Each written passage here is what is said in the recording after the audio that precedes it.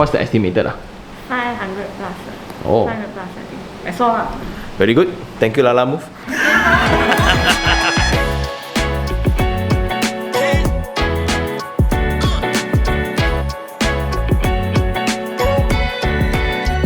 Isn't this just amazing? We are now in Damansara, Foresta. The next audience who is going to move house, she is moving from Foresta to next door, Seresta.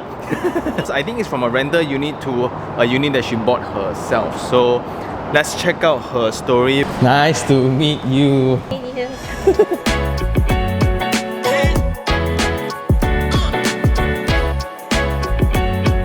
So just looking at the surroundings, really just surrounded by greenery, surrounded by nature. This is 1,400 plus square feet. Moving over will be 1,500 square feet. You will notice that there are people who buy houses and just get people to take care of their house for them.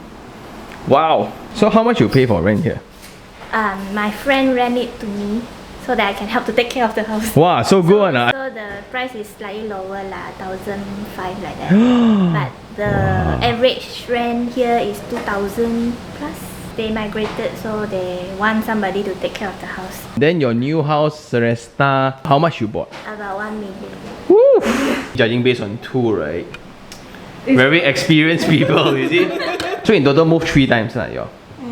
And this is a classic example of a project without a loading bay. So there's no proper loading bay, they are just parking at the roadside. Like it's there right now and it's full already, but we still have a lot of things yet to be moved yet. How do we pick the right size? Usually the driver will call and ask you to send photos to them, like what you are moving. So then the driver will estimate, like if can't fit, then they'll tell you, my lorry is too small for your items. But now like we fit halfway, cannot fit Because the photos that were sent to us wasn't everything.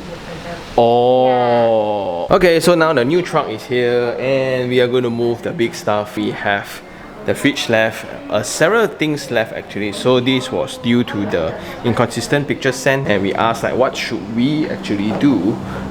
You can actually negotiate directly with the existing driver whether are they okay to move another trip. Of course there will be additional payments, but in this case because we want it faster and since it's covered, right, we ordered another one immediately and it came in like 20 minutes. Cool.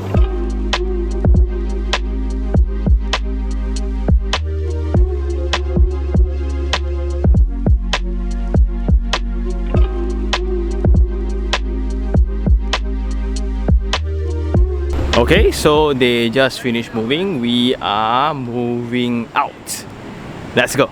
So we are now at the somewhat drop off and this is pretty similar to Foresta as well since it's developed by the same developer. Therefore the design iterations are the same and they will have the same problem. So here you don't have a proper sheltered loading bay. All trucks needs to be parked outside and just nice now touch wood got wood. There's a nice weather now and the lifts also were not designated, so there's no proper service lift. They just converted one lift into a service lift and trucks cannot move in. You look into the slope of the road. If you're an inexperienced mover or you're hired an inexperienced mover, then they don't know what to do actually because everything is at an angle.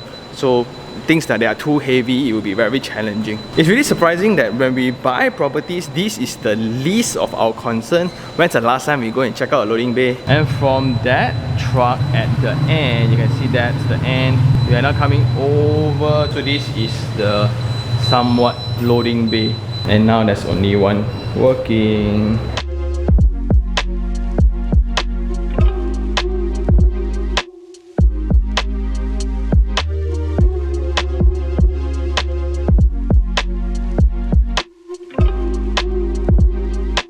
We are now in the new house. They are still fixing up the smart lock and check out the living room. It's a double volume space with the mountains as your background. Woohoo! This is so nice. Okay, so this was the damage that was done during the moving. And the right thing to do now is within the app itself, customers should then raise a complaint and they will sort out it's either compensation, but an advice is to do it after the entire movers leave.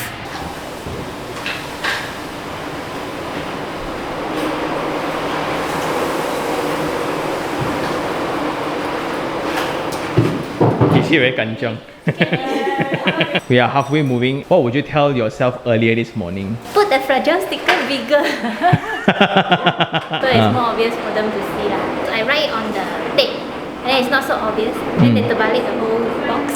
Oh, so the guys are almost done. You can see it's kind of drizzling right now, and the idea of the open loading bay doesn't really work.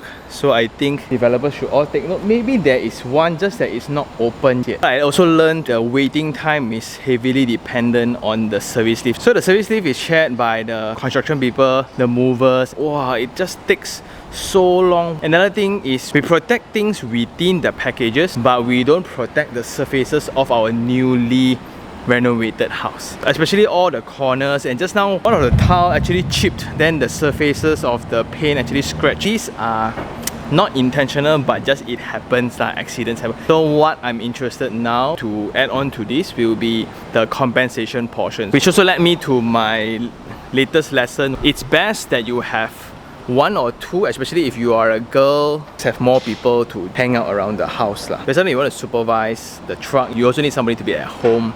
An extra hand is always helpful. So in total now it's around 700 plus of 2 trucks. So here I just got the official reply from Lala Move. We just want to revisit the incident of damages done during the moving process. One of the floor tile actually chipped when they were moving the fridge, and when they were moving the fridge again in that very tight space, there were scratches on the wall. The most obvious one will be the chair that was damaged. The company regretfully say that they cannot compensate because it's within the company policy that inspection for compensation will only take place when the items have been appropriately wrapped before the delivery. Unfortunately, in cases where the items are not properly wrapped, they are not able to extend compensation. So I think it's fair. But when you move things, you want to squeeze so many things into the truck, right? There will definitely be some form of stacking. There will be some form of shaking or moving that happens throughout the journey. So that's just too bad. Maybe need to get one for her. But I think that's another lesson that we can do besides wrapping up absolutely everything, to also do surface protection whenever we move. We can see the moving process for the very tight corners, especially the yard space where they moved in the fridge giant rack. They moved in several cabinets into that space via that tight corner, and they added chamfer to the entrance, right? So that's even worse, and they end up with a scratch lah. So it's just a scratch. What a great learning experience for all of us. We are learning so many things throughout this documentation, and this is episode 2. One more to go. Let's go.